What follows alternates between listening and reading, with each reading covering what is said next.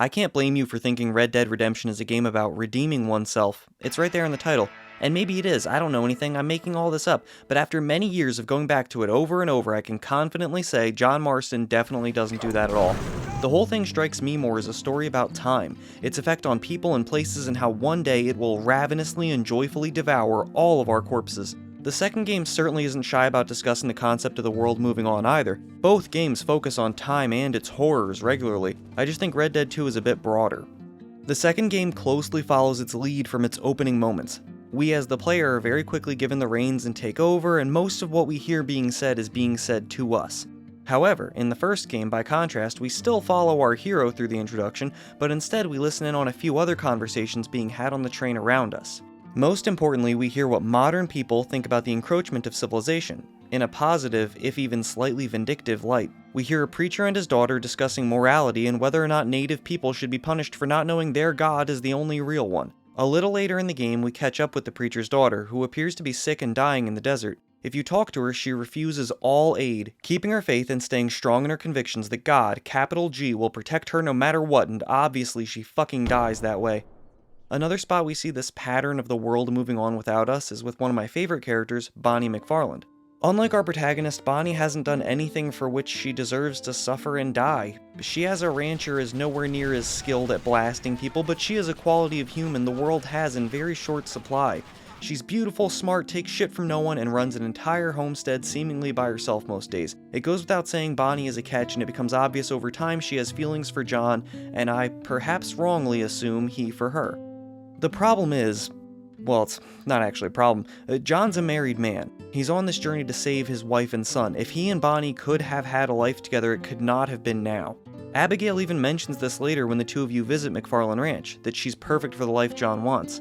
In any other game, as any other character with less conviction and less commitment, she would be the obvious love interest. But here and now in this life, they were just not meant to be. Two people who met each other in the wrong life and at the wrong time. It's always easy to imagine what could be, but understandably the only thing on Mr. Marston's mind in this world is doing what the government is forcing him to do. Hunt down his former friends. At least the few who haven't given up the life. Bill and Javier are still going from gang to gang, hideout to hideout, and robbery to robbery and hiding. Bill in particular seems to make more and more desperate moves as the player character hunts him down. It appears he and Javier both know if they stay in one place for too long, the government, or police, or revolutionaries will catch up. Yet they both see us hunting them down and arresting them as being a grand betrayal. They both naively seem to think that without us they would continue on forever and just live out their lives as crime lords. They both cling desperately to a lifestyle the reach of the government both in terms of technology and manpower is rendered all but obsolete. Without Dutch and his remarkably high luck stat to lead them and keep them out of harm's way, civilization's approach was inevitable. They serve as a sad and slightly pathetic reminder of what John could have been if he'd never wriggled out from under the thumb of Mr. Vanderlyn and his infinite plans. By the way, this is another instance where RDR2 manages to add context and improve upon its predecessor. But even without all that knowledge and all that history, the man's still very interesting. Dutch is a well-read, well-spoken, and sometimes well-dressed man who seems to have gained the respect and loyalty of a large number of native locals. He's also a murderous psychopath, but unlike Bill and Javier, I don't think Dutch is truly trying to live outside society. More like he's a monster preying upon it. Maybe always has been. He's almost certainly lying and manipulating his ass off in order to keep his position among the natives he lives with. He's not doing this to escape from civilization, he's hitting up banks in Blackwater, he's getting in gunfights with federal agents. He knows and accepts that the time for men like him has long since come and gone. That may be part of what drove him insane to begin with. But Dutch doesn't want to change. He doesn't want to erase his past, he isn't ashamed of the things he's done, and he would continue to shoot young women in the face if we weren't there to stop him. I also think it tells us a lot about how much control he was still in over himself and his mind that he chose to take his own life at the end. Maybe accepting that this is just what an outlaw's story looks like. Even at the end, he gets to have the last word, summing up the central theme of this entire video better than I ever could. We can't always fight nature, John. We can't fight change. Can't fight gravity. We can't fight nothing. My whole life, all I ever did was fight. But I can't give up, neither. I can't fight my own nature.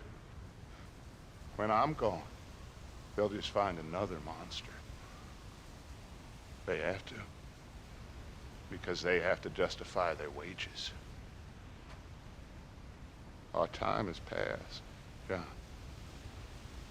The new world will undoubtedly bring change along with it, but not everyone featured in this story is destined for despair.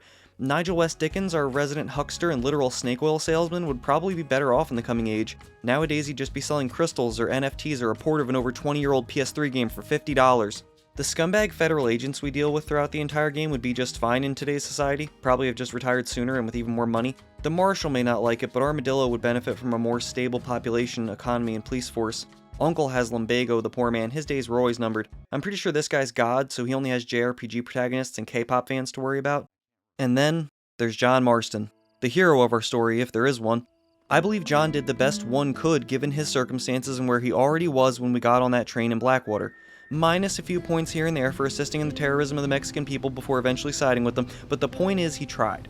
And he chooses to help people, he's got decent manners. I really love this character and how his voice actor Rob Weethoff makes him so believable.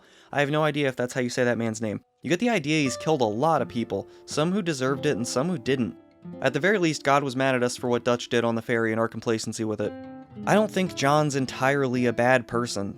I just think he's a man who chose to do some bad things. Throughout the story, our sole motive, the point for all the killing and horsing around, is to get the outlaw turned cowpoke his family back, and so of course, in the end, we do. We just go on a murder spree, racking up hundreds of casualties in the process, and all our past crimes are forgiven. Family returned, ranch returned, Uncle has definitely read Harlow, and all seems well in the world.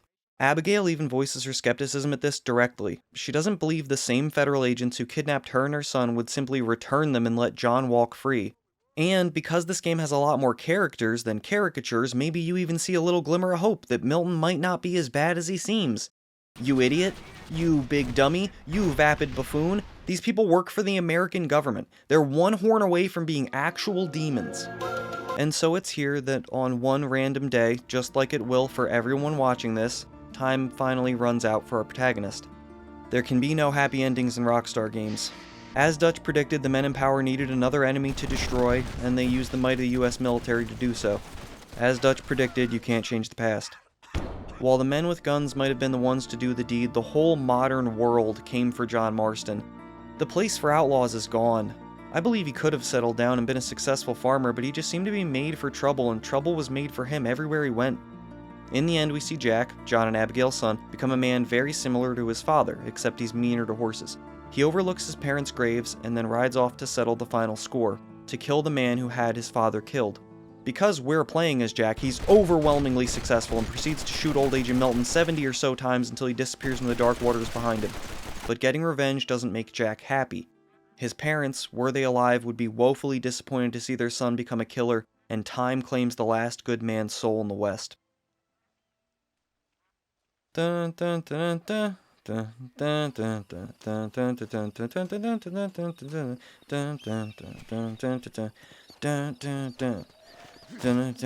dun, dun, dun, dun, dun.